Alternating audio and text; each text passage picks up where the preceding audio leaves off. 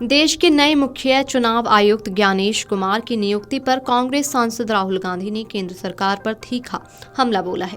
उन्होंने कहा कि जब मुख्य चुनाव आयुक्त की नियुक्ति प्रक्रिया को सुप्रीम कोर्ट में चुनौती दी जा रही है, तब आधी रात को नए मुख्य चुनाव आयुक्त के चयन का फैसला लेना प्रधानमंत्री, गृह मंत्री के लिए अपमानजनक और अशिष्ट है। राहुल गांधी ने सोशल मीडिया प्लेटफॉर्म एक्स पर एक पत्र साझा करते हुए अपने पोस्ट में लिखा, अगले मुख्य चुनाव आयुक्त का चयन करने के लिए हुई समिति की बैठक के दौरान मैंने प्रधानमंत्री और गृह मंत्री को एक असहमति नोट प्रस्तुत किया था। इसमें कहा गया था कि कार्यपालिका के हस्तक्षेप से मुक्त एक स्वतंत्र चुनाव आयोग का सबसे बुनियादी पहलू चुनाव आयुक्त और मुख्य चुनाव आयुक्त को चुनने की प्रक्रिया है।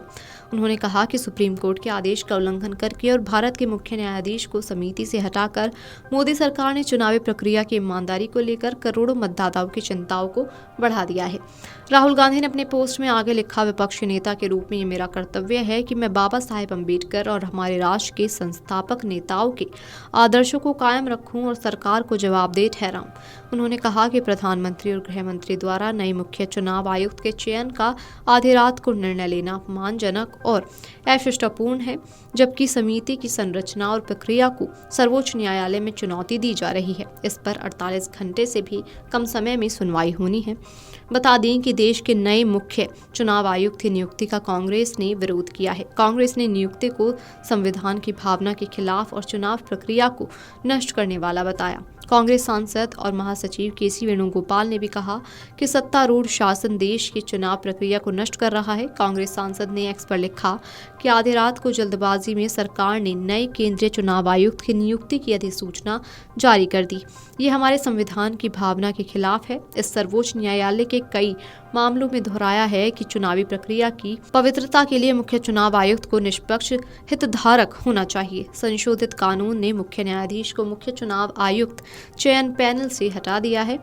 सरकार को मुख्य चुनाव आयुक्त पर चयन करने से पहले 19 फरवरी को सर्वोच्च न्यायालय की सुनवाई तक इंतजार करना चाहिए था। केसी वेणुगोपाल ने कहा कि जल्दबाजी में बैठक आयोजित करने और नए चुनाव आयुक्त की नियुक्ति करने का उनका फैसला दिखाता है कि वे सर्वोच्च न्यायालय की जांच को दरकिनार करने और स्पष्ट आदेश आने से पहले नियुक्ति करवाना चाहते हैं। ऐसा घिनौना व्यवहार केवल उन संदेहों की पुष्टि करता है जो कई लोगों ने व्यक्त किए हैं।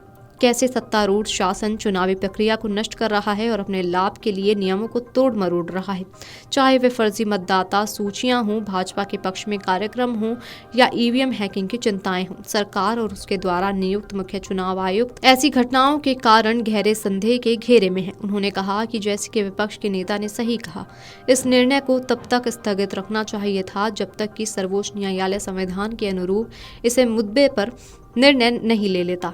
बता दें कि देश के नए मुख्य चुनाव आयुक्त के नाम की घोषणा कर दी गई है। चुनाव आयुक्त ज्ञानेश कुमार को पदोन्नत करके नया मुख्य निर्वाचन आयुक्त बनाया गया है। ज्ञानेश कुमार के अलावा एक निर्वाचन आयुक्त की नियुक्ति भी की गई है। इसके अलावा पीएम मोदी की अध्यक्षता में बैठक हुई, जिसमें केंद्रीय गृह मंत्री अमित शाह और लोकसभा के नेता प्रतिपक्ष विपक्ष के नेता राहुल गांधी शामिल हुए।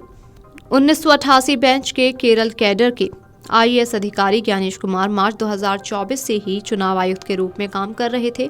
उन्हें पदोन्नत किया गया है। उनका कार्यकाल 26 जनवरी 2029 तक होगा। ज्ञानेश कुमार पर इस साल बिहार का विधानसभा चुनाव और अगले साल पश्चिम बंगाल, असम और तमिलनाडु का चुनाव संपन्न कराने की जिम्मेदारी होगी। Video desk अमरउजाला.com। अमर उजाला जीवांजलि के सारथी की मदद लें और महाकुंभ में स्नान जरूर करें।